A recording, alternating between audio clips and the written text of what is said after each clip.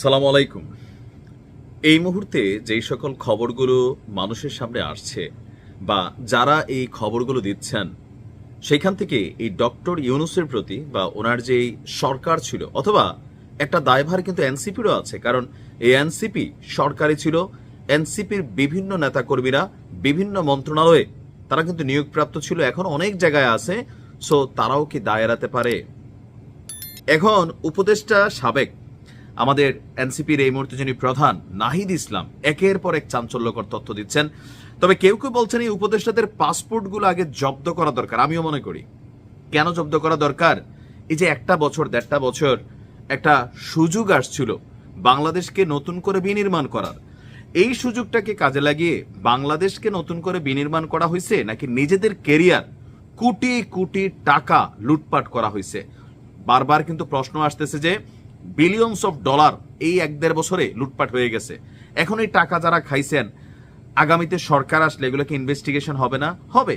বাংলাদেশের গণমাধ্যমের সিস্টেম বা সরকারের সিস্টেমে হচ্ছে যেই সরকার ক্ষমতায় থাকে তার দুর্নীতির খবর, তার নেতাকর্মীদের দুর্নীতির খবর, অথবা গ্রেপ্তার হইলেও কত দ্রুত জামিন দিতে হবে, এগুলাই কিন্তু সিস্টেম চলে। আবার এই সরকারই যখন ক্ষমতা থেকে পড়ে তার 14 গোষ্ঠী কই কি আছে সব কিন্তু ভাইসা ওঠে।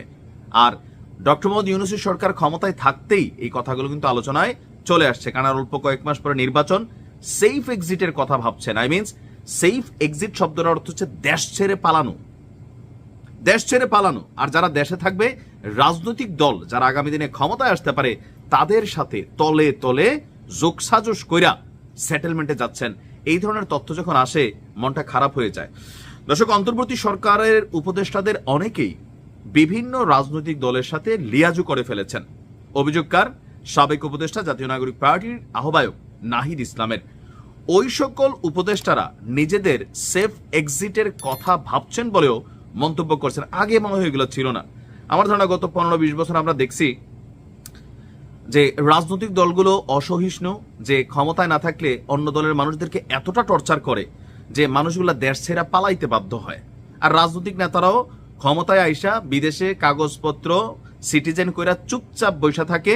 এই দেশটাকে যতক্ষণ লুট করা যায়, নিজেদের পয়সা যতক্ষণ কামানো যায় কামাইতে থাকে। পরিস্থিতি খারাপ হইলেই পট করে ভাইগা যায়। যখন এখন আপনি দেখেন আওয়ামী লীগের কত শত শত লোক ভাইগা গেছে, কেউ মামলার ভয়ে ভাগছে, কেউ টাকা পয়সা মাইরা ভাগছে। এখন যারা ক্ষমতায় আছেন তারাও ভাগবেন।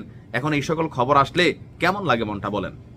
একটা টেলিভিশনকে দেওয়া সাক্ষাৎকারে তার বক্তব্য হচ্ছে, যারা উপদেষ্টা হয়েছেন তাদের অনেকেই বিশ্বাস করা আমাদের ভুল হয়েছে। আমাদের উচিত ছিল ছাত্র নেতৃত্বকেই শক্তিশালী করা, সরকারে গেলে সম্মিলিতভাবে যাওয়া। তা আপনারা অল্প কজন কেন গেলেন? আর ছাত্র প্রতিনিধি যারা আছেন তাদের বিরুদ্ধে কি দুর্নীতির খবর আসে নাই? আপনার বিরুদ্ধে তো আছে, মানে আপনার এপিএস এর বিরুদ্ধে আছে, আসিফের এপিএস এর বিরুদ্ধে আছে, তার বিরুদ্ধে 100টা সবচেয়ে বেশি কমপ্লেন উপদেষ্টা আসিফের বিরুদ্ধে। তো আপনারা যাই কি একদম দুধের দুয়া তুলসী পাতা হয়ে গেছেন? বা আপনাদের নেতাকর্মীরা কি বাংলাদেশে চাঁদাবাজি করতেছে না? প্রতিদিন এখন 2টা-4টা ধরা খাইতেছে। আপনাদের দলের প্রধান হান্নান মাসুদ চাঁদাবাজদের ছাড়াই আনার পরে এই চাঁদাবাজরা আরো গ্যাং তৈরি করে চাঁদাবাজি করছে। নাইত ভাইরা অনেক ছোট হবে আমাদের, যে এই কথাগুলো না যখন আপনি ক্ষমতায় ছিলেন তখন বলতেন, আপনার হাতে পাওয়ার ছিল। এখন এগুলার আসলে মূল্যায়ন কতটুকু, এখন সবাই ভাববে এটা পলিটিক্যাল কথা। যাই হোক, তারপরেও নাহিদের বক্তব্য যে আমরা নাগরিক সমাজ ও রাজনৈতিক দলগুলোর উপর যে বিশ্বাস করেছিলাম বা তাদের উপর আস্থা রাখছিলাম, সেই জায়গায় প্রতারিত হয়েছে। মানুষ এনসিপির উপরও প্রতারিত হয়েছে, কারণ এনসিপির প্রতি মানুষ যেই আশা করছে যে ভাই বিএনপি তো খারাপ, আওয়ামী লীগ তো খারাপ, জামাত খারাপ, জাতীয় পার্টি খারাপ, তো মানুষ নতুনত্ব চাইছে। যার কারণে আপনাদের ডাকে হোক, মেটিকুলাস ডিজাইন হোক, হাসিনা সরকারের পতন হয়েছে, রাজনীতিতে নতুনভাবে একটা দল করছেন, মানুষ আকণ্ঠ সমর্থন দিছে। কিন্তু সেই জায়গাগুলোতে আপনারা কি স্বচ্ছ পরিচ্ছন্ন একটা টিম সারা বাংলাদেশে করতে পারছেন? সাংগঠনিক দক্ষতা প্রমাণ করতে পারছেন? পারেন নাই।